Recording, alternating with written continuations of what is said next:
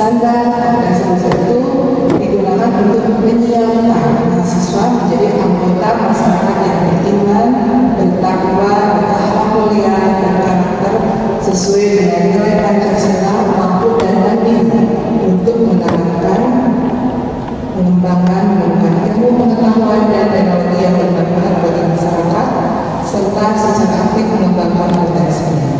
Dan disebutkan bahwa standar kompetensi lulusan sebagaimana dimaksud pada L1 itu dirumuskan dalam capaian pembelajaran. Dari situ kita bisa melihat Bapak dan Ibu bahwa sebelum digulirkan Permendikbud nomor 33 tahun 2023, rumusan kompetensi itu kan ada sikap, ya, pengetahuan umum, keterampilan umum dan keterampilan khusus dijalankan secara terpisah dan secara rinci. Itu sebelumnya. Nah sekarang itu kompetensi itu tidak lagi dijalankan secara rinci. Kemudian perguruan tinggi dapat merumuskan kompetensi sikap, pengetahuan dan keterampilannya secara terintegrasi. Nah, kemudian nanti ada tentang tugas akhir, belum sampai tadi saya tentang tugas akhir, karena dulu ya kemudian di sini. Di sini di yang tahun 2020 itu CPL itu mengacu kepada deskripsi capaian pembelajaran lulusan KKMI dan membukti kesamaan dengan jenjang kualifikasi pada KKMI. Sedangkan di Permendikbud nomor 53 CPL itu memperhatikan pertama isi dan misi perguruan tinggi, kedua KKMI juga masuk, ketiga perkembangan ilmu pengetahuan dan teknologi, keempatnya kebutuhan kompetensi kerja dari dunia kerja, kemudian ranah keilmuan program studi, kompetensi utama lulusan program studi, dan kurikulum program studi sejenis. Itu yang menjadi acuan dari capaian pembelajaran yang sekarang. Lalu siapa yang menyusun capaian pembelajaran? Kalau dulu itu untuk sikap dan keterampilan umum itu tercantum dalam lampiran Permendikbud nomor 3 dan tahun 2020. Kemudian rumusan pengetahuan dan keterampilan khusus itu disusun oleh forum program studi sejenis atau penilaian setara atau pengelola program studi dan kami kalau tidak memiliki asosiasi program studi. Jadi kalau dulu sikap dan keterampilan mungkin tinggal mengambil dari lampiran Permendikbud nomor 3 tahun 2020. Kemudian untuk pengetahuan dan keterampilan khusus biasanya sudah dirumuskan oleh asosiasi program studi. Nah di Permendikbud nomor 5 tahun 2023 ini beda, karena capaian pembelajaran lulusan itu disusun oleh unit pengelola program studi. Jadi fakultas ya, unit pengelola program studi. Dan jadi CPM itu disusun oleh pengelola program studi, tapi ketika mengelolanya itu melibatkan pemangku kepentingan dan atau dunia usaha, dunia industri dan dunia kerja. Kemudian di CPL itu juga harus diinformasikan kepada mahasiswa. Kemudian CPL itu kemudian disusun dalam mata kuliah pada setiap program studi dan mata kuliah yang dimaksud pada ayat tadi memiliki capaian pembelajaran mata kuliah yang berkontribusi pada capaian pembelajaran lulus. Jadi Bapak Ibu bisa melihat kan, yang harus menyusun CPL itu sekarang siapa? Bukan lagi asosiasi program studi, tapi pengelola program studi. Nah kemudian di sini kalau di Permendikbud nomor 3 tahun 2020 ada sikap, pengetahuan, keterampilan umum dan keterampilan khusus. Kalau di Permendikbud 3 tahun 2020 itu yang pertama itu penguasaan ilmu pengetahuan dan teknologi, kecakapan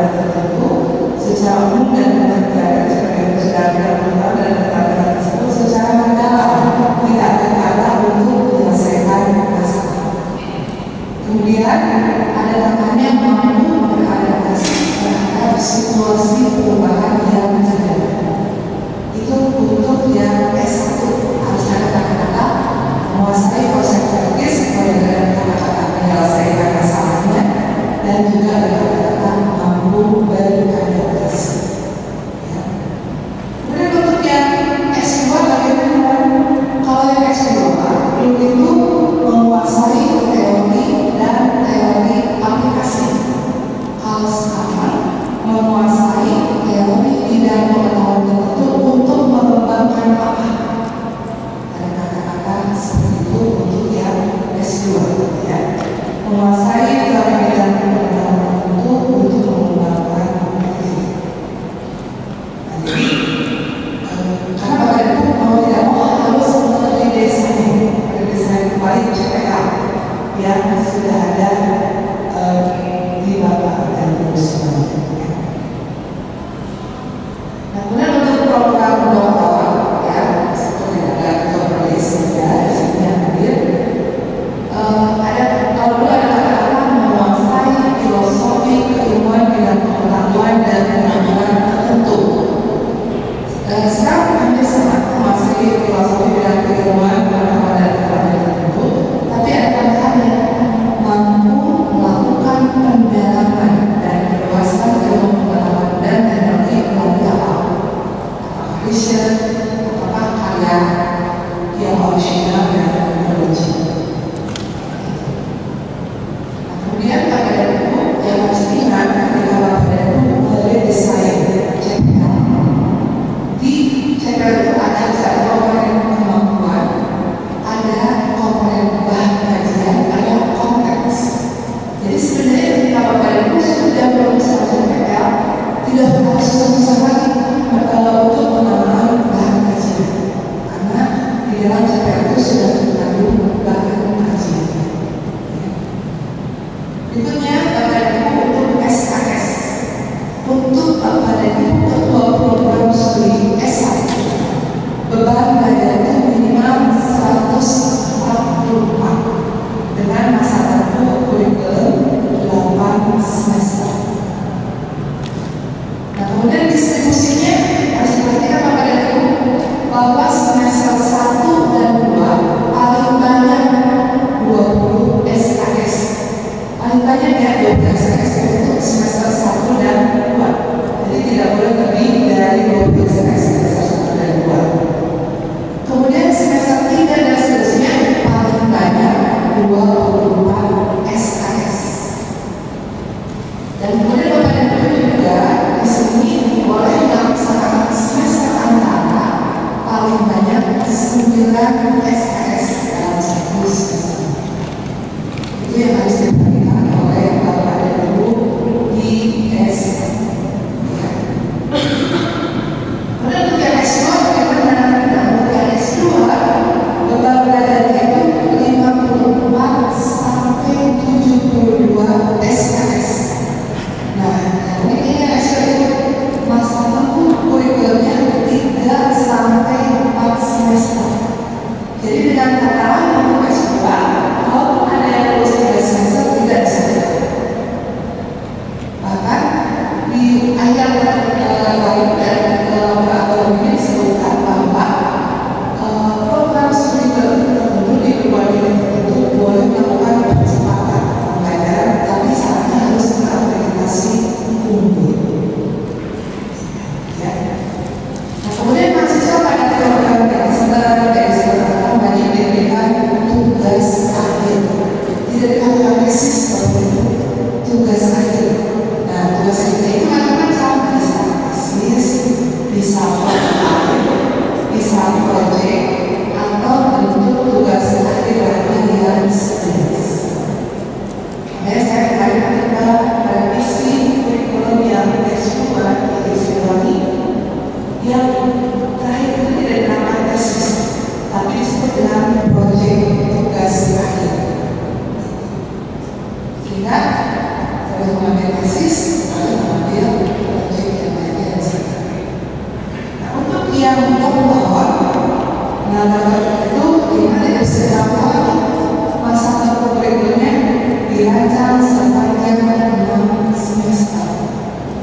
Jadi kalau S2 dari besar 3 semester, kalau dokter 6 semester, dengan perinciannya 2 semester itu untuk pembelajaran yang mendukung penelitian.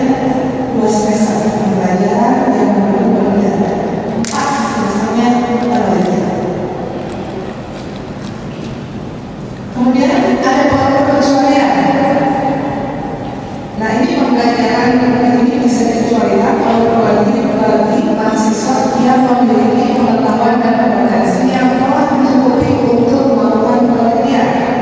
Mahasiswa pada program doktor, jadi kalau mahasiswa tersebut sudah memiliki pengetahuan dan kompetensi yang telah mencukupi untuk melakukan penelitian, dia bisa langsung penelitian untuk program dokter ini.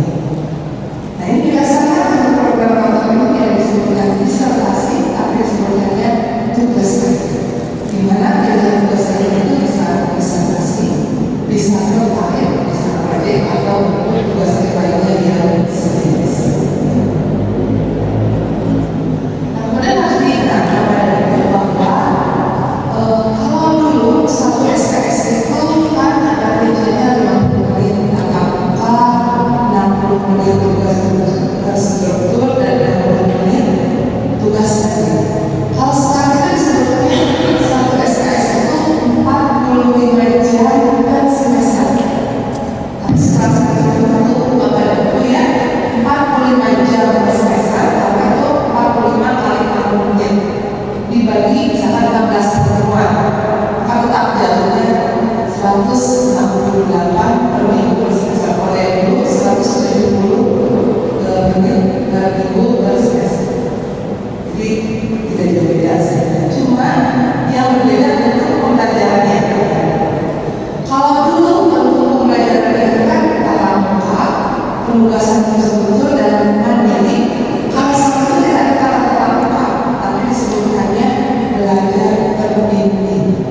Jadi belajar terbimbing, penugasan terstruktur dan mandiri.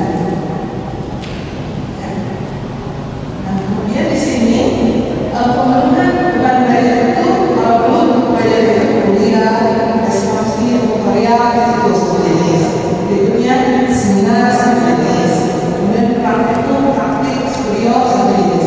Sekarang itu ditambah lagi penelitian, kemudian perencanaan, pengembangan tugas akhir, pelatihannya, kegiatan-kegiatan dalam LKM masuk di bentuk pembelajaran. Ya, seperti itu. Nah, kemudian dari itu, bagaimana untuk pembelajaran di luar prodi atau perguruan tinggi untuk yang S1 terutama. Jadi beban belajar dapat dilakukan di luar prodi dalam bentuk dalam prodi yang berbeda pada perguruan tinggi yang sama, ada sebenarnya itu ya, kemudian dalam prodi yang sama atau prodi yang berbeda pada perguruan tinggi yang lain, atau pada lembaga di luar perguruan tinggi. Nah, tetapi harus diingat bahwa pembelajaran pada lembaga di luar perguruan tinggi itu merupakan kegiatan dan program yang dapat dilakukan oleh kementerian dan atau pembimbing perguruan tinggi. Kemudian juga yang harus diingat bahwa pembelajaran di luar perguruan tinggi itu harus dilaksanakan dengan bimbingan dosen. Jadi kalau mahasiswa kegiatan di luar kampus itu prodi itu harus menunjuk dosen pembimbing akademik, dan nilainya itu nanti dirata-ratakan antara nilai dari dosen pembimbing akademik dengan nilai dosen dari internal. Karena mahasiswa mau maka dia diberilah dosen pembimbing akademik dari prodi. Kemudian di perusahaan dia misalkan ada dosen pembimbing akademik, nilainya itu 2 dari dosen lapangannya dengan dosen pembimbing akademiknya dirata-ratakan, ya. Karena seperti kemarin waktu saya memberikan materi pekerja di Unpas, ada yang bertanya begini, Prof, katanya ada yang magang mahasiswa itu, tapi yang pembimbing magangnya itu ngasih nilainya 100 semua. Padahal menurut kami mahasiswa itu nggak hebat-hebat amat katanya. Lalu solusinya bagaimana? Solusinya kata saya ditambah nilai dari dosen pembimbing akademik di prodi ini. Maka dosen pembimbing akademik di prodi juga jangan cari aman, karena sekarang itu masih belum membudaya Bapak dan Ibu. Dosen-dosen untuk mahasiswa berkegiatan di luar kampus itu kadang kebanyakan nilainya A saja dikata-katakan, tanpa mau tidak mau. Jadi itu yang tidak mau mahasiswa. Ada mahasiswa itu mungkin ada yang aktif, ada yang kurang aktif, ada yang sangat aktif. Nah itu harus dibudayakan ke dosen-dosen di prodi Bapak dan Ibu supaya penilaian di luar program itu betul-betul objektif, jangan dikira-kira semua atau 100 semua gitu. Nah, Bapak dan Ibu yang harus diingat dalam penilaian hasil belajar sekarang itu ada dua macam. Ada indeks prestasi, ada keterangan lulus atau tidak lulus. Kalau penilaian indeks prestasi seperti biasa Bapak dan Ibu pakai nilai A, B, C, D, E. Kalau A biasa 4, B 3, C 2, D 1, E 0. Nah, kemudian di sini perguruan tinggi pun dapat memberikan nilai antara sesuai dengan kisaran nilai dan dalam huruf dan angka. Jadi sekarang itu tidak ada lagi B+, B-, A-, A+, tidak ada. Ya hanya ada A, B, C, D, E. Ini di Permendikbudnya. Kemudian yang keterangan lulus dan tidak lulus itu untuk yang apa? Pertama, yang berbentuk kegiatan di luar kelas. Yang kedua, yang menggunakan penilaian sumatif berupa uji kompetensi. Jadi kalau yang S2 melakukan taruhlah uji komprehensif, nilainya cukup lulus dan tidak lulus saja. Tidak usah pakai A, B, C, D, E. Gitu. Ya. Oke, kita lanjutkan Bapak dan Ibu. Jadi di sini yang tadi tentang SKS itu ya. Kalau dulu satu SKS itu tatap muka 50 menit, penugasan terus-terusan 60 menit, kegiatan mandiri 60, sekarang itu sekali lagi 45 jam per semester ya. Kemudian penilaian mata kuliah dulu itu bisa angka, bisa huruf, dan kemudian dihitung IPK. Kalau sekarang itu penilaiannya hanya dua, indeks prestasi dan lulus atau tidak lulus. Tetapi dengan ketentuan yang lulus dan tidak lulus itu nanti tidak dihitung untuk IPK. Gitu. Nah juga yang harus diingat Bapak dan Ibu untuk penyertaan bobot kegiatan di luar kampus itu bisa bentuk bebas atau free form, di mana bentuknya itu perincian hard skill dan soft skill mahasiswa, kemudian dihitung SKS-nya dan diberi nilai. Kemudian bisa juga bentuk terstruktur atau structure form yang seperti biasa Bapak dan Ibu lakukan dikonversi ke mata kuliah. Atau Bapak dan Ibu itu bisa bentuk hybrid atau gabungan antara bentuk freeform dan structure. Nah, ada yang baru lagi Bapak dan Ibu untuk kurikulum program studi. Di Permendikbud ini disebutkan bahwa kurikulum program studi itu minimal mencakup CPL, masa tempuh kurikulum harus ada, sekarang di dokumen kurikulum itu, metode pembelajaran juga harus ada, modalitas pembelajaran itu seperti gaya belajar siswa. Jadi bagaimana mahasiswa menyerap informasi. Kemudian syarat kompetensi dan atau kualifikasi calon mahasiswa harus ada di dokumen kurikulum. Kemudian penilaian hasil belajar, materi pembelajaran yang harus ditempuhnya pun harus masuk, dan tata cara penerimaan mahasiswa pada berbagai tahapan kurikulum harus ada. Nah, dalam hal program studi mengakomodasi mahasiswa melalui yang menggunakan RPL ya Bapak dan Ibu, maka kurikulum program studi juga mencakup tata cara penerimaan mahasiswa pada berbagai tahapan kurikulum untuk yang RPL.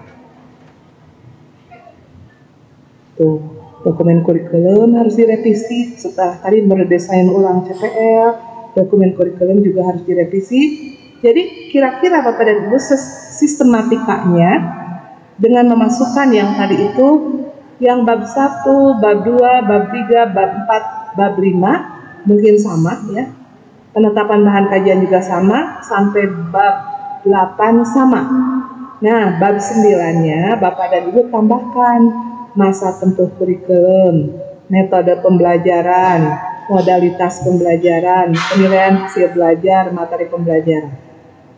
Bab 10-nya sama, RPS, bab 11-nya juga sama, bab 12-nya juga sama, bab 13-nya yang agak berbeda karena di sini ada syarat kompetensi dan atau kualifikasi calon mahasiswa dan tata cara penerimaan mahasiswa pada berbagai tahapan kurikulum. Aduh, harus ditambah lagi ya? Iya, ya begitu. Nah, ada beberapa arahan dari Bapak Dirjen Dikti yang bisa kita perhatikan, Bapak dan Ibu. Pertama, SKS yang diberikan program studi tidak harus dalam bentuk konversi setiap mata kuliah. Tapi disarankan kampus itu berinovasi membuat SKS khusus Kampus Merdeka untuk menjadi 20 SKS. Nah, kemudian SKS yang diberikan tidak harus dalam bentuk konversi mata kuliah, tapi bisa dalam bentuk blok SKS.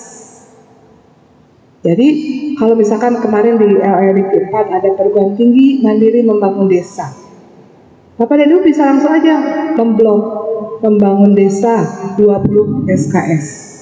Sudah begitu aja, ya. Ini harus atau dengan kompetensi sesuai dengan programnya. Nah, kompetensi ini bisa berupa hard skill atau soft skill yang berguna bagi mahasiswa setelah mereka lulus nanti dan menjadi mahasiswa lebih kompeten dalam setiap masuk dunia kerja. Nah, yang nomor 4 diperhatikan kembali Bapak dan Ibu, diharapkan kampus dapat mengemas kurikulumnya dengan kurikulum inti keilmuan spesifikasi cukup 5 semester. Jadi 5 semester pertama habiskan semua mata kuliah program studi. Sementara 3 semester itu diberikan pilihan yang seluas-luasnya, baik di dalam maupun di luar program studi, baik di dalam maupun di luar kampus. Jadi yang 3 semester terakhir itu untuk berkegiatan di luar prodi atau berkegiatan di luar kampus. Nanti dengan skema 5 semester kompetensi inti, kampus dapat mengembangkan sistem mayor-minor atau double mayor atau mayor plus pendalaman keahlian spesifik atau mayor plus portofolio pengalaman. Oke, kita akan lihat, saya contohkan yang IKIP Siliwangi ya. Pada waktu digulirkan pertama kali pada tahun 2020, IKIP Siliwangi itu langsung melakukan peninjauan dan revisi kurikulum untuk mendukung MBKM. Nah, pada saat itu model yang dipilihnya 4 semester untuk mata kuliah prodi, kemudian semester 5 pembelajaran di luar prodi masih di IKIP Siliwangi, semester 6 dan 7-nya itu untuk berkegiatan di luar perguruan tinggi, dan semester 8-nya pembelajaran di prodi untuk penyelesaian tugas akhir. Lalu kami mendesainnya seperti ini. Untuk semester 5 pembelajaran di luar prodi pada perguruan tinggi yang sama, itu ditawarkan mata kuliah prodi di IKIP Siliwangi yang bisa dikonversi ke struktur kurikulum prodi asalnya. Semester 6-nya pembelajaran di luar perguruan tinggi yang berisi mata kuliah KKN, kewirausahaan, dan lain-lain, itu ditawarkan kegiatan MBKM yang relevan dengan mata kuliah yang ada di semester ini, seperti KKN tematik, kewirausahaan, proyek kemanusiaan, pertukaran pelajar, magang, dan lain-lain. Semester 7-nya pembelajaran di luar program studi yang berisi mata kuliah KPL, penyusunan perangkat pembelajaran, penyusunan instrumen evaluasi pembelajaran, dan lain-lain, sehingga ditawarkanlah kegiatan MBKM-nya itu asistensi mengajar, proyek penelitian, pertukaran pelajar, dan lain-lain. Seperti ini deskripsinya Bapak dan Ibu. Nah, ini di semester 5, misalkan taruhlah ini ada mata kuliah kewirausahaan masyarakat, ini di matematika. Nah, dia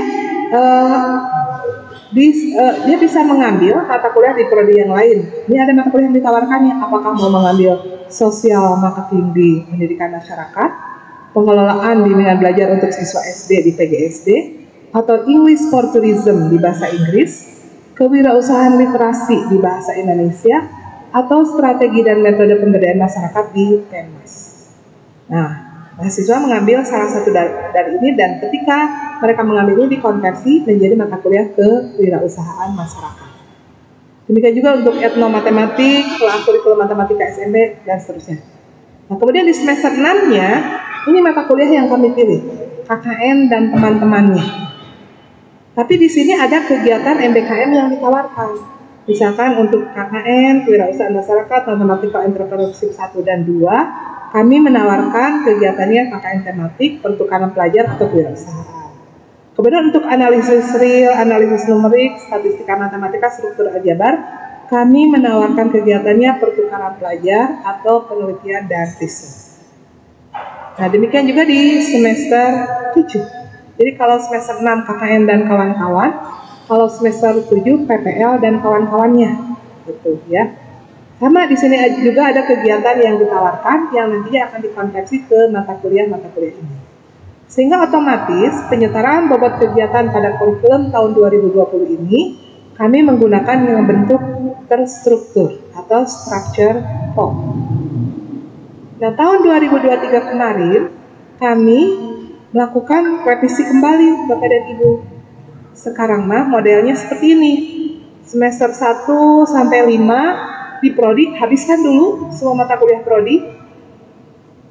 Semester 6-nya pembelajaran di luar prodi masih di IKIP Siliwangi. Semester 7 dan 8-nya pembelajaran di luar program, di luar perguruan tinggi, termasuk di semester 8-nya pembelajaran di luar perguruan tinggi dan tugas akhir. Nah, lalu bagaimana kami mengelolanya? Pertama di semester 6. Kalau dulu kan mata kuliah ini ditawarkan beberapa mata kuliah di prodi lain. Karena kebetulan di IKIP Siliwangi sedikit, prodinya gampang. Saya tidak kebayang kalau di UHAMKA berapa prodi, Pak Samsul? 12 di FKIP. Di fakultas yang lain, nah 46. Bapak harus mempelajari 46 prodi. Kebayangkan, jadi mata kuliah ini bisa diambil di prodi yang lainnya, mata kuliah apa saja.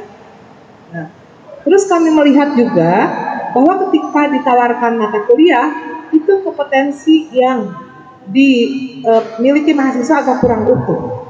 Nah, jadi sekarang diubah di semester 6 ini yang ditawarkannya bukan lagi mata kuliah tetapi paket mata kuliah. Nah, paket mata kuliah ini misalkan begini. Kalau di semester 6 ini mahasiswa yang mengambil itu bisa mengambil paket PGSD, paket PG PAUD, paket bimbingan konseling dan sebagainya.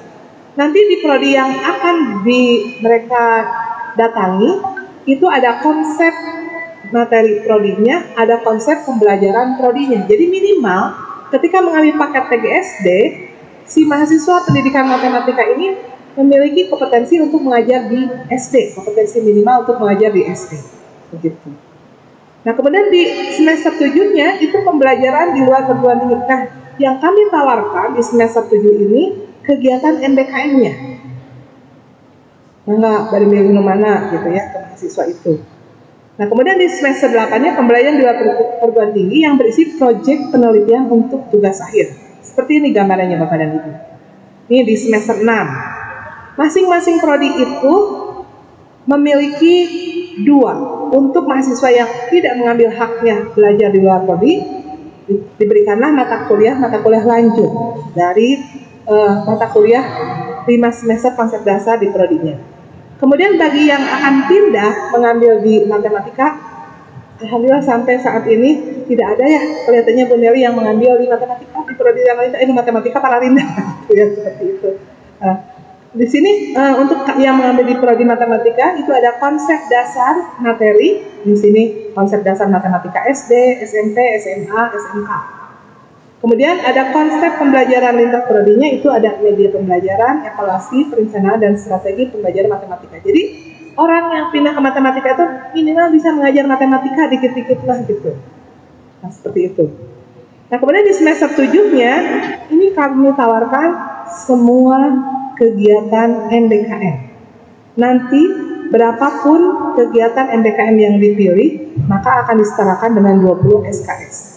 Taruhlah dia mengambil asistensi mengajar dengan KKN tematik, maka nanti di transkripnya itu asistensi mengajar dengan membangun desa, masing-masing mungkin 10 SKS. Gitu. Atau dia mengambil pertukaran pelajar, ya tinggal dimasukkan aja mata kuliah itu langsung disetarakan 20 SKS. Dan di semester 8-nya itu proyek tugas akhir. Atau ini langsung 6 SS. Jadi proyek tugas akhirnya badai tesis mangga, badai penelitian yang lain mangga. Gitu. Nah itu ya. Sehingga penyetaraan di tahun 2023 ini kami menggunakan bentuk hybrid, yaitu structure and reform. Jadi semester 1 sampai 5 di transkrip mahasiswa itu sama. Tapi semester 6, 7, 8 mungkin berbeda-beda isi transkrip mahasiswanya. Gitu. Nah, kemudian untuk yang program Magister atau S2. Nah, yang S2 ini karena kami itu asalnya hanya 46 SKS, sementara minimal kan harus 54. Nah, bagaimana menjadikan 54 ini? Tidak asal-asalan Bapak dan Ibu, karena misalkan Bapak dan Ibu, udah ngerti 2 jadi tilu jadi 4, misalkan daripada liur, misalkan Bapak dan Ibu tidak bisa begitu Bapak dan Ibu. Karena untuk bobot SKS itu ada 3 hal yang harus dipertimbangkan oleh Bapak dan Ibu. Pertama, tingkat kemampuan yang harus dicapai. Atau dengan kata lainnya, banyak sedikitnya CPL yang dibebankan ke mata kuliah tersebut. Yang keduanya, kedalaman dan keluasan materi pembelajaran. Atau dengan kata lain yang jadi pertimbangannya itu tingkat kesulitan dari materi pembelajarannya. Dan yang keempatnya, bentuk dan metode pembelajaran yang dipilih. Kalau kami di sini melihat kalau mata pelajaran itu menggunakan project based learning atau case method, maka dia SKS-nya bisa lebih tinggi daripada yang tidak menggunakan. Sehingga kemarin itu kami di S2 menggunakan tabel seperti ini. Di sini ada kode KBK, kemudian KBK-nya, kemudian ini mata kuliahnya. Kami lihat ada berapa CPL yang dibebankan, kemudian tingkat kedalaman materinya sedang, suka, dan sebagainya. Kemudian dia apakah berbasis berbasis project atau case method. Jadi kalau yang diberi tanda checklist itu berarti berbasis ini, kalau yang tidak berarti tidak berbasis. Sehingga jatuhlah nanti SKS ini, sehingga jumlahnya itu menjadi 54 SKS seperti ini. Ini semester 1 20 SKS, semester 2 18 SKS, semester 3 10 SKS, dan semester 4 kami tidak menamakannya tesis tapi disebut dengan proyek tugas akhir. Jadilah 54. Begitu Bapak dan Ibu. Sudah Bapak dan Ibu, thank you. Semoga ilmunya bermanfaat. Itu contoh dari IKIP Siliwangi. Barangkali dari Bapak dan Ibu yang lain di S1 dan S2 ada yang sudah merestrukturisasi kurikulumnya. Nanti Pak Wahyu akan mempersilakan Bapak dan Ibu untuk mempresentasikannya di sini. Demikian dari saya, Diwakili Topik Hidayah. Assalamualaikum warahmatullahi wabarakatuh. Waalaikumsalam warahmatullahi wabarakatuh. Terima kasih Bu Is, Bapak Is. Sebelum kita masuk diskusi, kita beri applause biar kita tambah semangat Bapak Ibu. Alhamdulillah ada beberapa keyword yang tadi saya lihat bahwa pertama CPL itu ditetapkannya oleh unit pengelola. Asik, yang para dekan, para direktur pasca sarjana sekarang sudah dibebankan ke sana. Jadi tidak diwajibkan lagi untuk pengetahuan dan keterampilan khusus itu ke asosiasi ataupun prodinya. Namun dalam penentuan tadi SKS Bapak Ibu tidak bisa seenaknya saja dari 52 menjadi 54, atau untuk peningkatan SKS-nya tidak asal-asalan dari 2 menjadi 3 SKS. Tadi Prof. Is 2 katilu, karena banyak dari luar negeri, dari NTB juga datang dan kawan-kawan. Jadi melihat pertama apakah metodenya project base atau case study atau case method, kemudian tingkat kesulitan dari teorinya, materinya, dan juga mengecek beban CPL-nya, ada berapa CPL di dalam satu mata kuliah. Jadi tidak asal-asalan dari 2 ke 3. Mungkin itu nanti kita bisa diskusi lebih panjang Bapak Ibu. Mungkin ada Bapak Ibu di sini yang mau menampilkan atau mau CPL atau kurikulumnya mau kita bedah bersama atau bahasa gaulnya dikata-katain bersama gitu biar dapat masukan. Boleh, silakan Bapak Ibu dari yang S1 maupun S2 dipersilakan. Pak Haji Beni dari Unpas mau menyajikan. Dari UHAMKA Pak Samsul. Aduh, Pak Samsul mau reakreditasi sebentar lagi nih kayaknya. Silakan mungkin, atau dari Hamzan Wadi jauh-jauh Bu Sri mau menyampaikan. Masih KKNI. Atau kita mau mulai diskusi, atau kalau yang masih ragu-ragu nggak apa-apa, kita mulai diskusi. Ada yang mau bertanya, silakan Bapak Ibu, kami persilakan.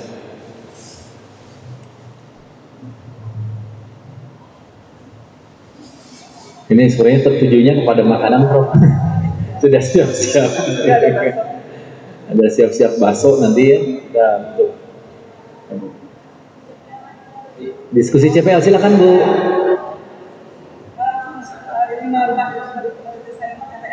Nah, silakan Bu. Katanya bagaimana kalau cara meredesain CPL, ya? Jadi Bapak dan Ibu, saya kembali ke yang ini. Bapak dan Ibu coba buat tabel seperti ini.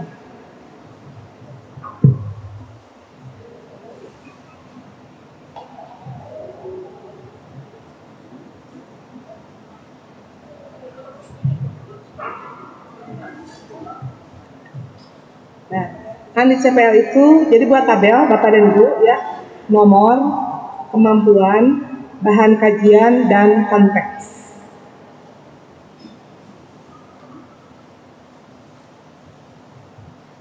Di Excel, kalau bisa ngetiknya, Bapak dan Ibu, kalau bisa kan di Excel. Jadi nomor, kemampuan, bahan kajian, dan konteks.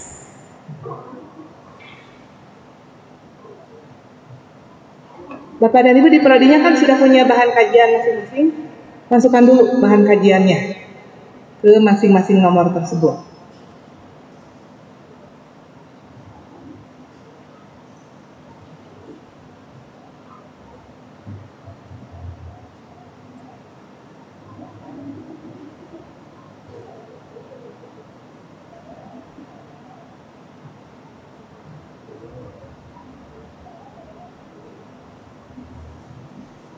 Semua punya bahan kajian, ada yang tidak punya bahan kajian, langsung ke mata kuliah. Harus punya bahan kajian. Kalau yang di, contohnya yang di sini nih, S2 Matematika, IKIP Siliwangi, bahan kajiannya itu, apa ya Pak?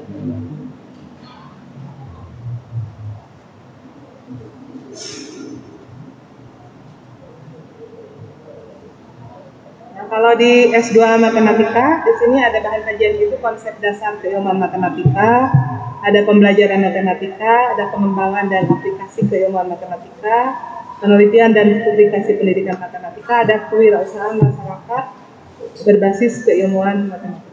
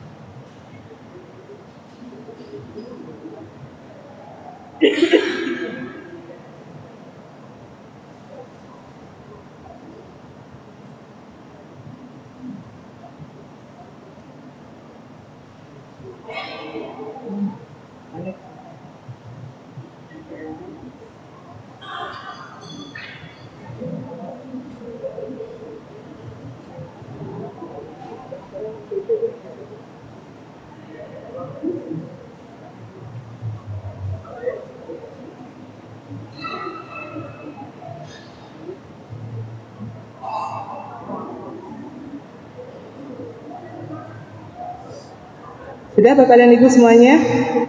Bahan kajiannya sudah dimasukkan ke kolom kedua ya dari tabel Bapak dan Ibu. Berikutnya Bapak dan Ibu, di sana ada kemampuan. Kemampuan itu harus menggunakan kata kerja operasional yang sesuai dengan program Bapak dan Ibu. Kita lihat di sini ya.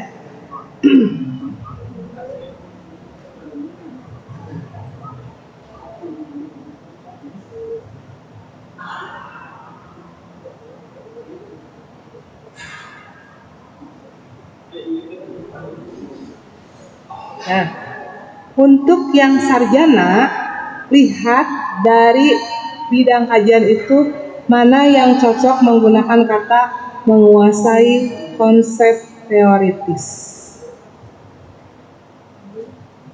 Dan yang satu lagi, mampu beradaptasi terhadap titik-titik. Dan selain menguasai konsep teoritis, harus ada kata untuk menyelesaikan masalah. Misalkan begini, menguasai konsep teoritis didaktik metodik dan keterampilan mengajar untuk menyelesaikan permasalahan di sekolah, misalkan begitu.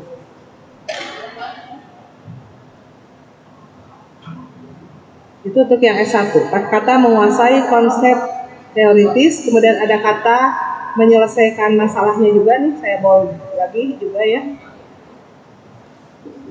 Karena ini dua kata kunci untuk yang S1. Serta mampu beradaptasi. Nah, untuk yang S2, kata-katanya menguasai teori bidang pengetahuan tertentu untuk mengembangkan titik-titik.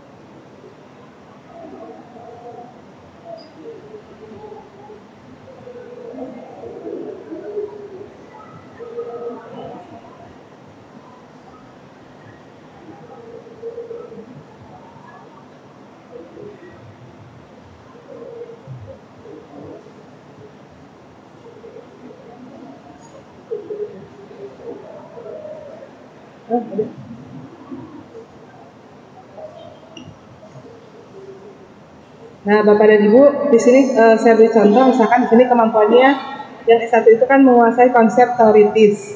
Nah, bidang kajian ini misalkan konsep dasar keilmuan matematika. Nah, konteksnya untuk menyelesaikan masalah secara prosedural sesuai dengan tuntutan keterampilan abad 21. Misalkan seperti itu ya, CPL-nya. Kemudian yang S2 karena menguasai teori, misalnya teori apa di sini kita rasakan menguasai teori didaktik metodik. Ini untuk mengembangkan inovasi pembelajaran berbasis TIK melalui riset pengembangan. Nah, seperti itu yang S2.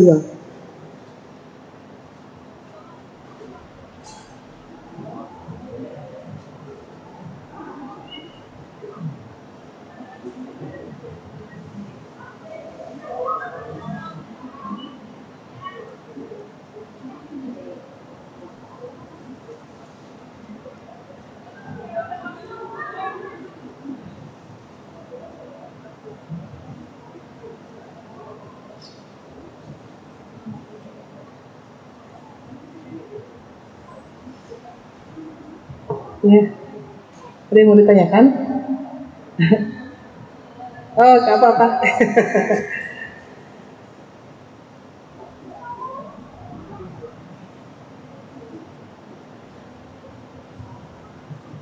Nah, kemudian juga yang jadi pertimbangan itu yang ini Bapak dan Ibu. Selain kata kerja operasionalnya, itu adalah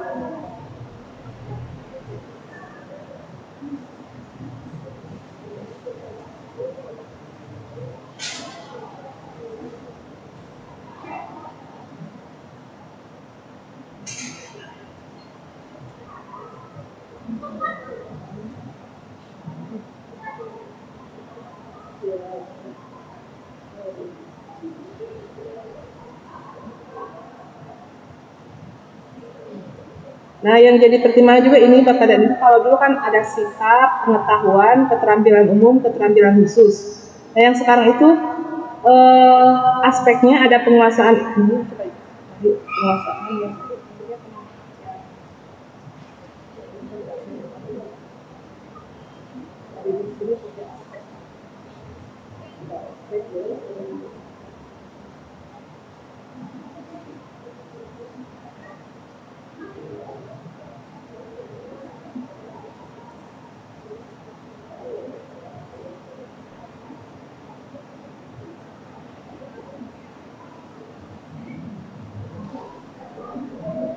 Ketika menguasai konsep teoritis, konsep dasar di ilmu matematika untuk menjelaskan masalah secara prosedural sesuai dengan tuntutan keterangan 14.1, kita lihat di sini masuknya kemana, ke aspek yang ini.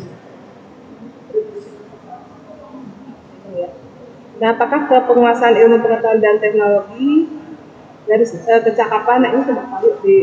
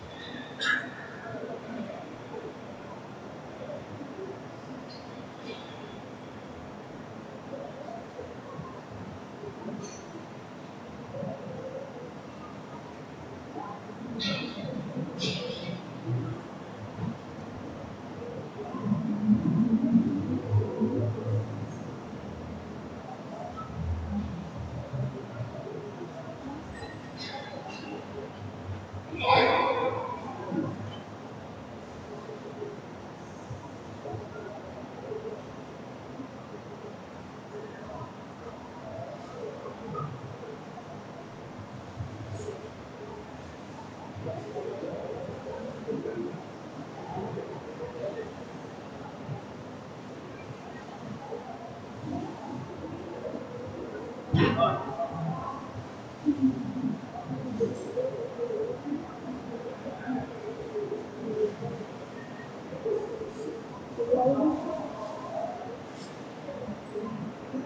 jadi kalau dulu di aspeknya itu sikap, pengetahuan, keterampilan umum, sekarang ini aspeknya Bapak dan Ibu. Nah, jadi CPL yang Bapak dan Ibu itu masuk ke aspek yang mana?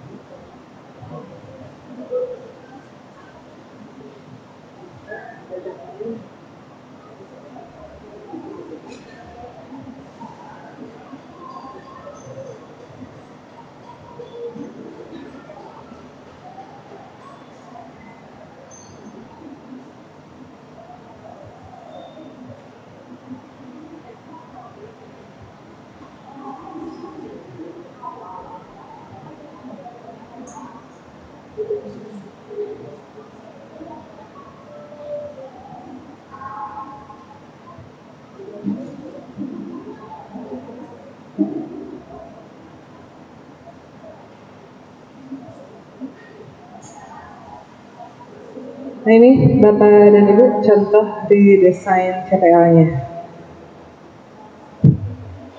Silakan ada yang punya rumusan yang lain. Jadi aspeknya tidak lagi sikap keterampilan umum, kemudian pengetahuan dan keterampilan khusus, tapi seperti ini.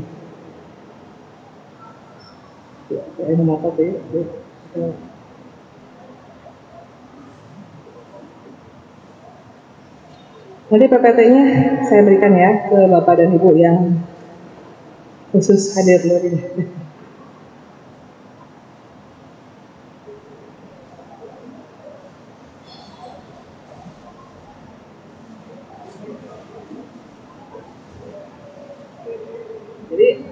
Jadi sekarang aspeknya itu tidak lagi ke sikap, pengetahuan, keterampilan, tapi ini penguasaan ilmu pengetahuan dan teknologi dan seterusnya, kecakapan umum dan seterusnya sampai yang nomor 4.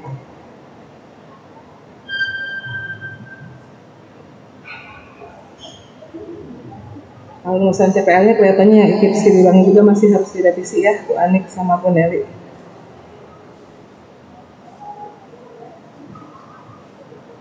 Silakan Bapak Ibu, ada pertanyaan ataupun masukan atau saran biar bisa move on dari 4 CPL, sikap, pengetahuan, keterampilan umum, keterampilan khusus menjadi deskripsi. Gimana Bu Nelly? Silakan Bu Nelly.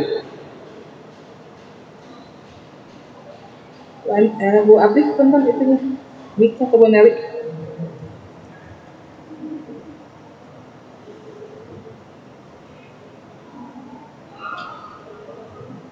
Bismillahirrahmanirrahim. Assalamualaikum warahmatullahi wabarakatuh. Izin Prof, sebetulnya sudah mencoba merancang, tapi saya tidak tahu apakah ini yang dirancang itu sudah sesuai atau belum. Mohon dikoreksi juga oleh Prof Wahyu dan juga Bapak Ibu Kaprodi lainnya sebagai bahan evaluasi juga untuk yang sudah saya susun, Prof. Tapi kayaknya harus ditayangkan ya, Prof.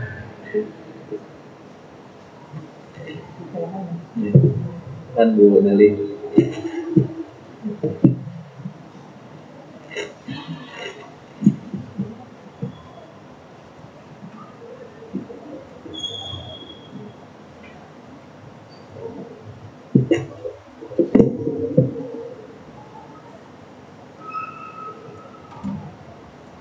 Demi ada.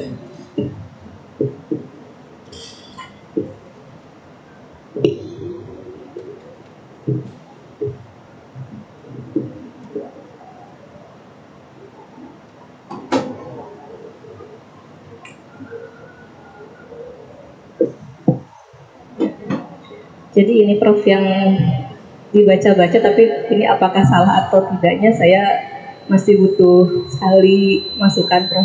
Jadi tadi kan Prof sudah sampaikan bahwa unsur CPL yang sebelumnya yaitu sikap, keterampilan umum, khusus dan pengetahuan itu kan jadi ada kata kesatuan itu ya. Jadi ada peleburan ataupun juga penyederhanaan CPL. Tapi saya tadi juga baca di yang Permen 53 itu nomornya saya lupa. Untuk yang pertama itu Prof, walaupun mungkin ada tentang tidak ada lagi tentang sikap, tapi tetap tentang karakter itu harus dimunculkan gitu sebagai CPL, karena itu juga satu-satunya CPL yang bisa mengukur tentang kekarakteran kepada Tuhan dan juga kaitan dengan Pancasilaan. Jadi saya coba merumuskan CPL itu menjadi CPL 1. Kemudian juga ditambahkan, sebetulnya ini saya coba rumuskan dari sikap yang SN dikti lama, Prof. Tapi disederhanakan dan juga disesuaikan kata-katanya itu dengan Permen yang 53 ini. Kemudian ini juga saya tambahkan kata adaptif terhadap situasi perubahan yang dihadapi sesuai dengan pasal 9 ayat E kedua. Kemudian yang sebelumnya di keterampilan umum di SN Dikti yang lama itu saya coba disederhanakan, juga disesuaikan dengan bahan kajian yang tadi Prof sampaikan. Kemudian juga ini saya berikan tanda-tanda warna merah ini kaitan-kaitannya dengan hal-hal yang harus dimunculkan dalam Permen 53, yaitu ada di pengetahuan dan teknologi, itu tetap saya tuangkan. Di situ izin Prof saya tandai 7A itu jadi pasal 7 ayat A. Kemudian juga ada dituliskan tentang kemandirian 7D, kemudian tentang kritis itu juga di 7D. Kemudian untuk keterampilan umum yang kedua, saya coba untuk tuliskan mampu mengelola pembelajaran secara mandiri, itu juga dari Permen 7D, Permen 53 ayat 7 poin ke D. Kemudian juga redaksi lainnya itu masih tidak terlalu jauh dengan keterampilan umum yang lalu, walaupun tidak dituliskan keterampilan umum lagi, tapi diklasifikasikan menjadi 2 CPL. Kemudian ada kata-kata pembelajaran sepanjang hayat sebagai rumusan di ayat 7 ke D. Kemudian untuk pengetahuan dan keterampilan khusus seperti yang tadi Prof sampaikan, itu digabungkan antara kata kerja operasional, kata kerja yang menguasai sesuai dengan KKMI level 6 dan digabungkan dengan BK. Kemudian juga beberapa poin tentang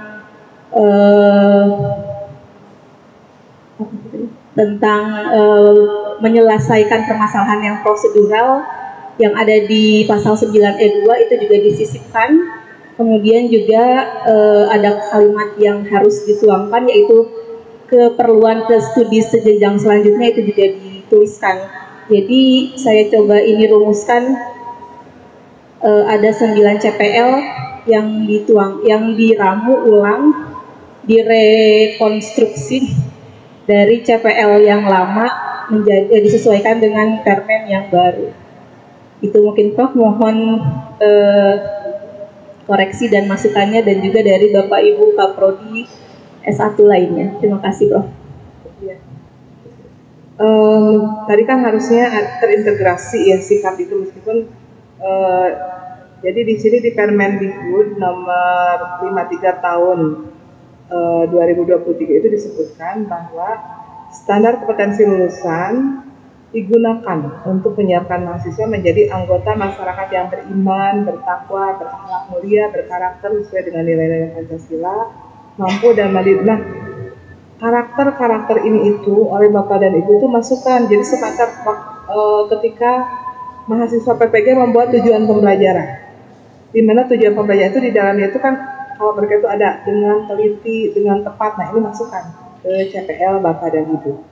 Jadi kalau kompetensinya Bu Nelly tidak lagi menggunakan sikap, pengetahuan, keterampilan keterampilan khusus, kita menggunakan yang tadi, yang kompetensi yang tadi ya. Gitu ya. Jadi nanti diperbaiki. Jadi sikapnya tidak tersendiri, tetapi terintegrasi ke CPL yang dibuat oleh Bapak dan Ibu. Jadi misalkan seperti tadi Pak Wahyu kan sudah membuat ini, misalkan menguasai ini, jangan lupa ini Bapak dan Ibu kompetensi utama ya. Ditayangkan ya, boleh coba.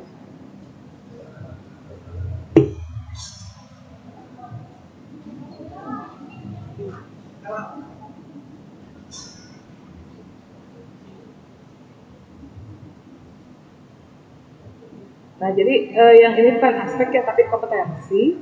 Kemudian yang ini adalah kompetensi utama. Jadi kompetensi utamanya itu menguasai konsep teoritis, bidang kajiannya konsep dasar keilmuan matematika, untuk menyelesaikan masalah secara prosedural sesuai dengan tuntutan keterampilan ABA 21. Nah, di sini mau Bapak dan Ibu masukkan yang tadi yang sesuai dengan yang di Permendikbudnya, misalkan mau yang kata mana yang ini yang dimasukkan ya, misalkan apakah mau mandirinya yang dimasukkan sikapnya itu, atau berakhlak mulia dan sebagainya, ini tinggal ditambahkan ke sini awalnya. Nah, misalkan ini secara mandiri.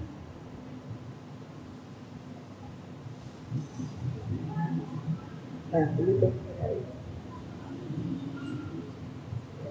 Iya, jadi ini kompetensi, kemudian kompetensi utama. Jangan lupa ini kata kerja operasional ini jangan hilang, karena ada di itu.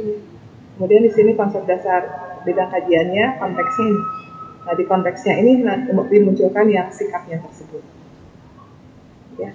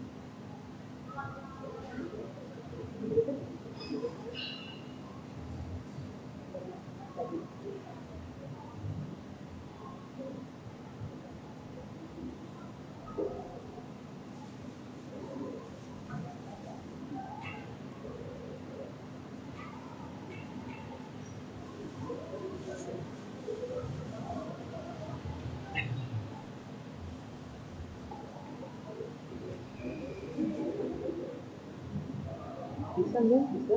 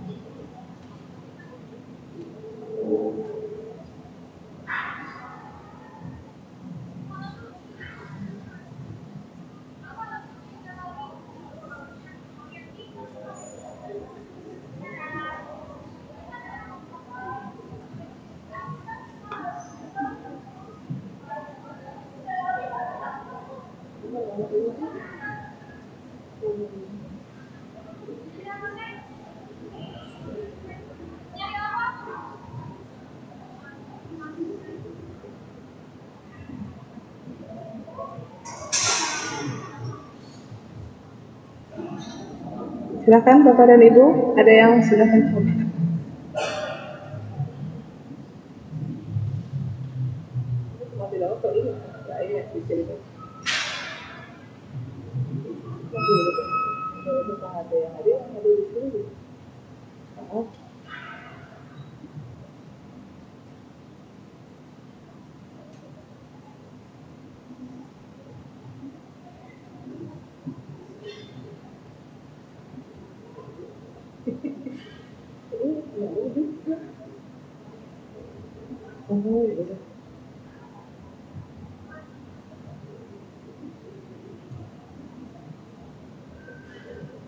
Bapak Ibu nanti materinya disampaikan di grup IMS ya, atau gimana? Yang di sini juga nanti dikirimkan secara pribadi, dikirimkan materi. Bahkan Bapak Ibu ada yang mau didiskusikan terkait dengan rumusan CPL yang Bapak Ibu buat, mau enggak? Silahkan. Atau mungkin yang S2 mau berubah ke 50, minimal 54, atau yang S1 ke 144 dengan perubahan di 5 semester pertama dipadatkan semua konsep dasar prodi ini.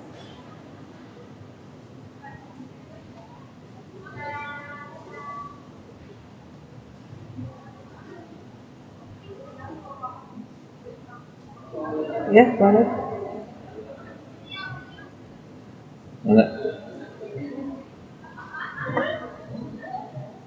Pak Yon dari. Terima kasih Prof atas penjelasannya. Assalamualaikum warahmatullahi wabarakatuh. Saya dari Prodi Pendidikan Matematika S1 UIN Sunan Gunung.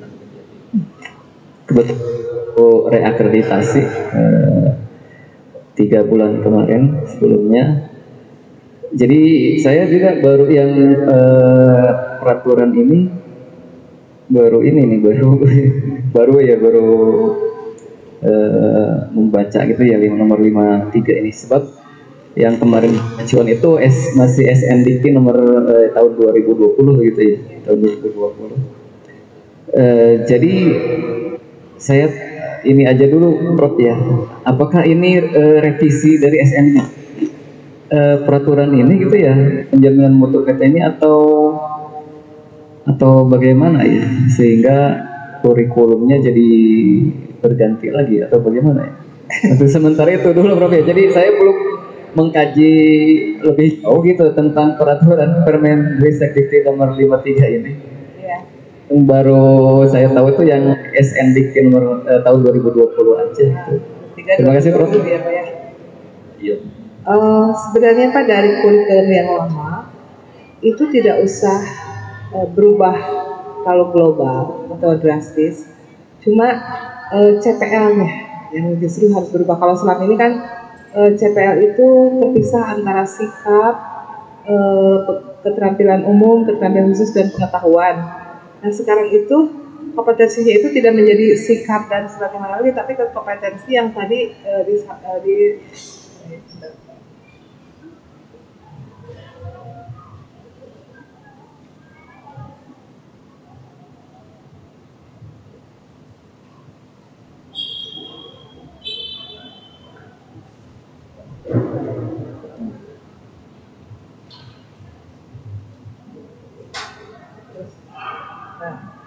jadi ke kompetensi ini Pak, tidak lagi ke sikap, pengetahuan, keterampilan umum, dan keterampilan khusus.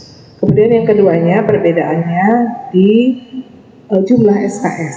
Jadi yang S1 itu minimal 144, kemudian yang S2 54 sampai 72 ya. Dan yang S3 nanti berapa ya?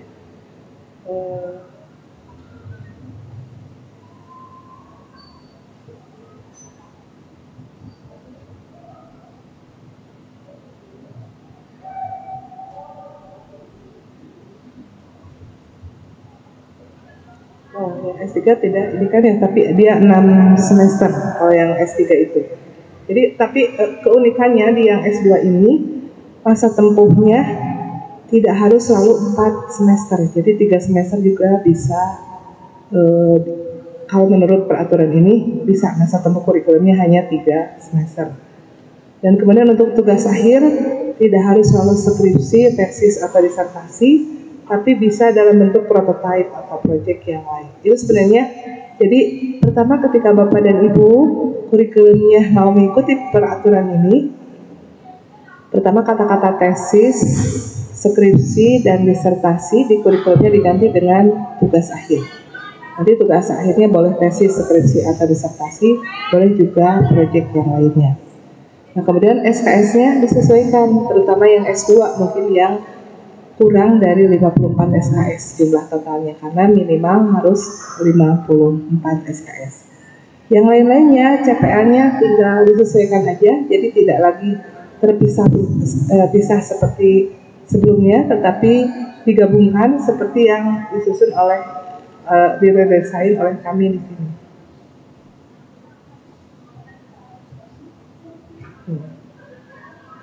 Nah, jadi di sini ada kompetensi utamanya bahwa yang S1 itu ada kata-kata menguasai konsep teoritis, sedangkan yang S2 menguasai teori saja. Jadi di sini menguasai teori ya.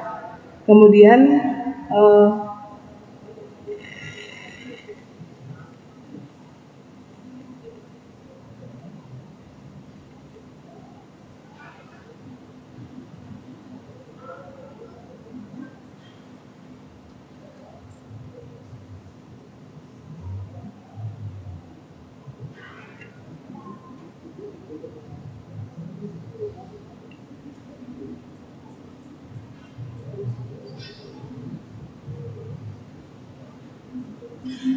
nah, jadi kami sih tidak menuntut kurikulum Bapak dan Ibu ini berubah lagi atau gimana. Ya, disesuaikan aja kalau mau mengikuti peraturannya. Tapi kan setiap peraturan ketika berlakunya itu tidak langsung harus diberlakukan saat itu juga. Biasanya suka ada toleransi waktu ya untuk kita menyesuaikan. Itu aja ya Pak ya. Terima kasih Prof. Ya, jangan kecil hati. Kelihatannya ini pada kecil hati semua nih, pada bingung. Aduh, ini banyak sekali yang harus dirubah gitu. Iya. Tapi masih ada yang itu lagi Prof. Boleh. Dari Permendikbudristek nomor 53 ini kan sebenarnya dari SKL-nya itu sikap begitu ya, kesatuan sikap, keterampilan dan pengetahuan gitu ya. Tapi pas diturunkan ke CPL itu tidak muncul sikap itu gitu. Iya, karena tadi satu kesatuan jadi munculnya jadi kompetensi. Iya. Jadi di dalamnya sudah sikap ada di dalamnya gitu ya. Iya, kalau itu kan kompetensinya itu sikap, ini pengetahuan, ini keterampilan umum, ini keterampilan khusus ini. Kalau sekarang kompetensinya itu yang ini itu Pak, ya jadi sudah ada penggabungan juga di kompetensinya seperti ini. Jadi merumuskannya juga ya Prof ya. Jadi kata-kata kunci sikapnya apa misalnya ya. Iya. Karena sikapnya ada di sini Pak. Ada di pasal 6. Di sini disebutkan standar kompetensi lulusan ini menyiapkan mahasiswa menjadi anggota masyarakat yang beriman. Jadi ada kata-kata nanti mungkin untuk KBK mana yang ada kata beriman, bertakwa, berakhlak mulia, berkarakter sesuai dengan nilai-nilai Pancasila, kemudian menemukan ilmu pengetahuan dan teknologi yang bermanfaat bagi masyarakat, serta secara aktif mengembangkan potensinya. Nah itu harus muncul di CPL Bapak dan Ibu untuk mengintegrasikan sikapnya. Jadi sekarang mungkin CPL-nya kalau misalkan ada 4 kompetensi ya minimal ada 4 CPL untuk prodi itu, tidak usah banyak-banyak. Gitu. Atau kalau Bapak dan Ibu sudah memiliki bidang kajian terlebih dahulu, ya sesuai dengan bidang kajiannya, banyaknya CPL-nya itu. Tapi di dalam CPL itu memuat keterampilan umum, keterampilan khusus, dan sikapnya ada, terintegrasi di dalamnya. Nah itu yang mungkin jadi kebingungan di prodi-prodi meredesain CPL sehingga terintegrasi antara sikap, pengetahuan, keterampilan umum, dan keterampilan khusus. Saya berikan contoh ya tadi. Yang penting oleh Bapak dan Ibu yang harus diingat itu adalah kompetensi utamanya ya. Jadi kompetensi utama untuk S1 itu menggunakan kata menguasai konsep teoritis. Sedangkan untuk yang S2 menguasai teori. Nah, teori apa untuk mengembangkan apa gitu. Intinya seperti itu. Dan tugas yang meredesain CPL ini sebenarnya tugas fakultas ya Bapak dan Ibu. Tadi pengelola program studi sebenarnya bukan bagian Bapak dan Ibu, tapi pasti fakultas juga pusing dan pasti harus berdiskusi dengan Bapak dan Ibu ketika membuat CPL-nya tersebut.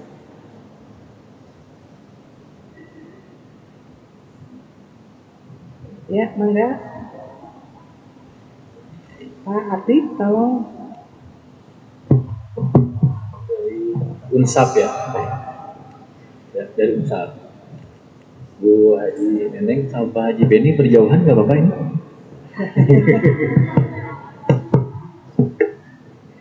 Assalamualaikum warahmatullahi wabarakatuh. Terima kasih Ibu, Bapak sudah diperkenankan saya di sini dan ingin bertanya ya Bu, mohon maaf. Perkenalkan nama saya Lia Yuliawati. Saat ini saya menjabat sebagai Kaprodi Program Magister di Pendidikan Matematika di Universitas 11 April.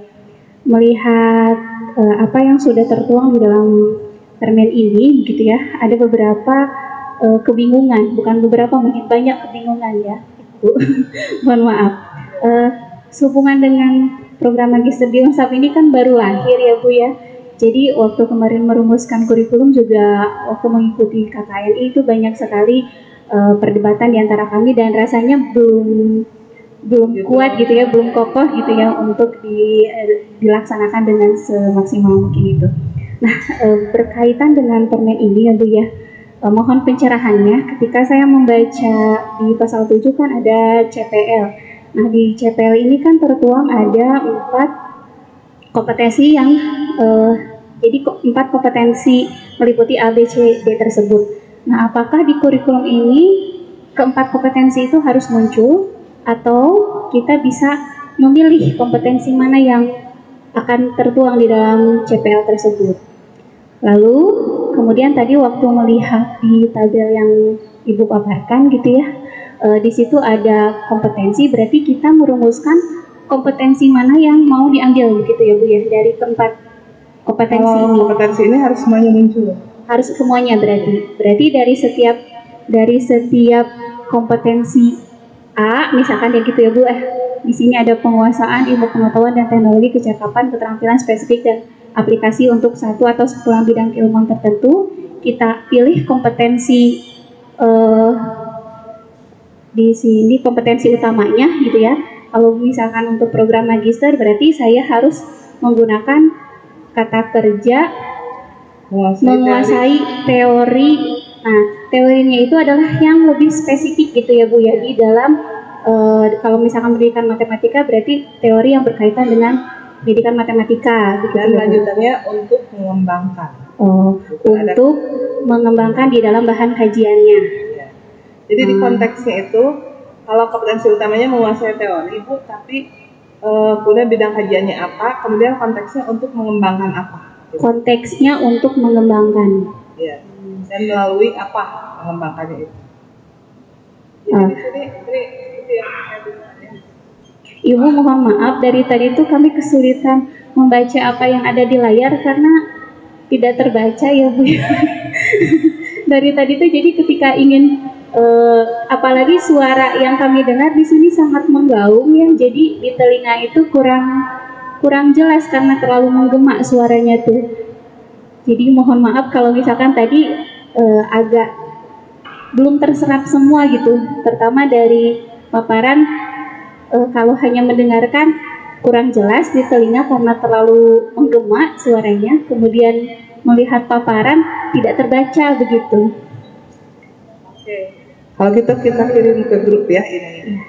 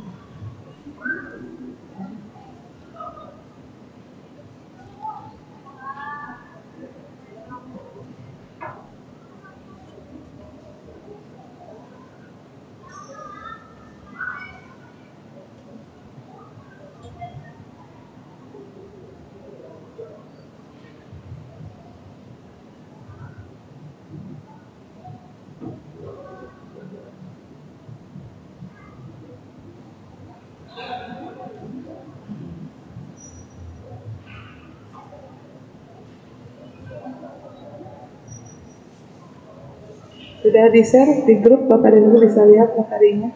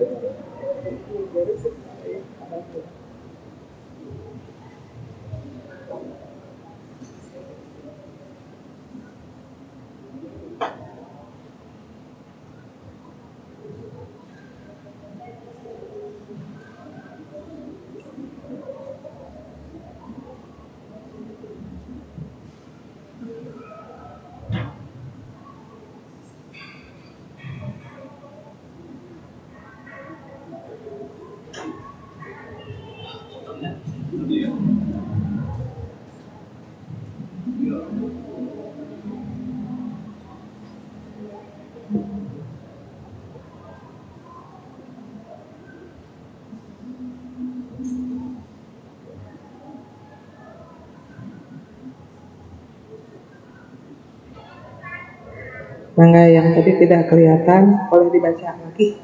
PPT-nya.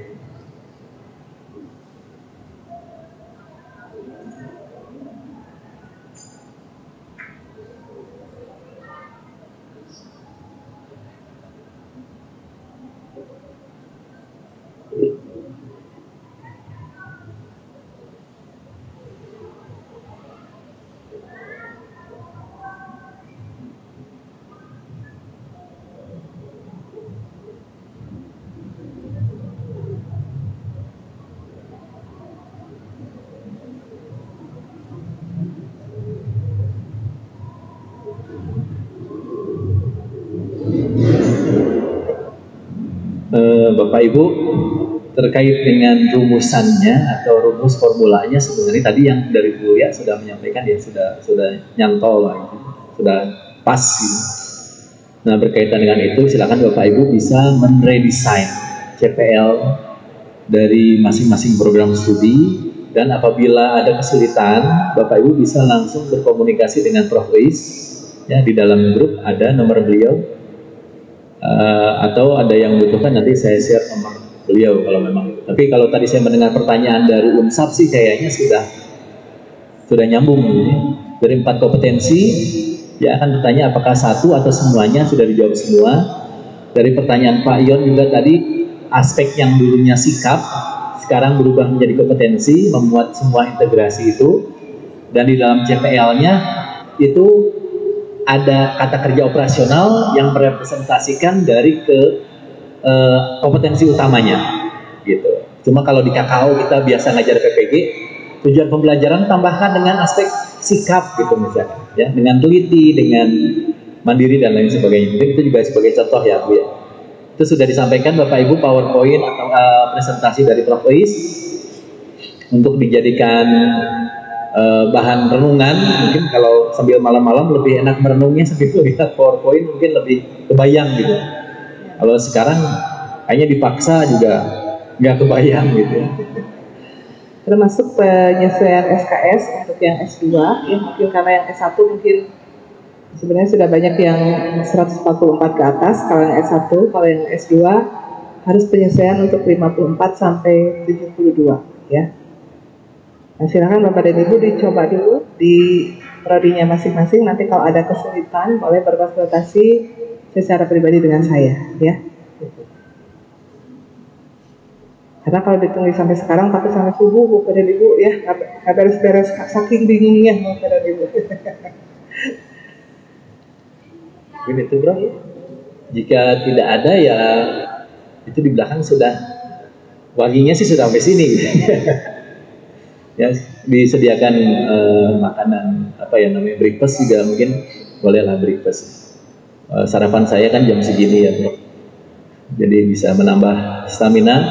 Bapak Ibu yang mau masih merumuskan silakan, kami masih di sini juga. Tapi untuk materi Prof. Uis kita cukupkan. Terima kasih, kita beri aplaus bersama untuk Prof. Uis atas materinya. Mudah-mudahan menginspirasi kita semua dalam merumuskan CPL. Kisi-kisinya sudah disampaikan dan kami tutup. Wabillahi taufiq wal hidayah. Assalamualaikum warahmatullahi wabarakatuh. Kami kembalikan ke Bu Aca. Jadi kalau mau melanjutkan mengerjakan di sini, Bapak Dadu sambil tanya-tanya ke saya boleh ya.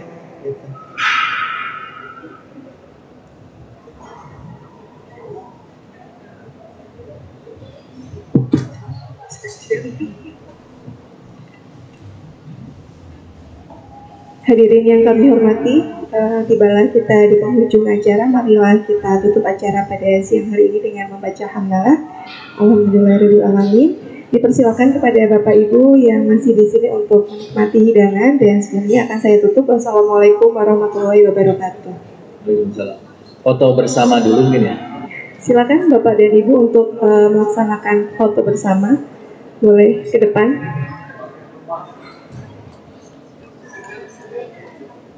Gimana?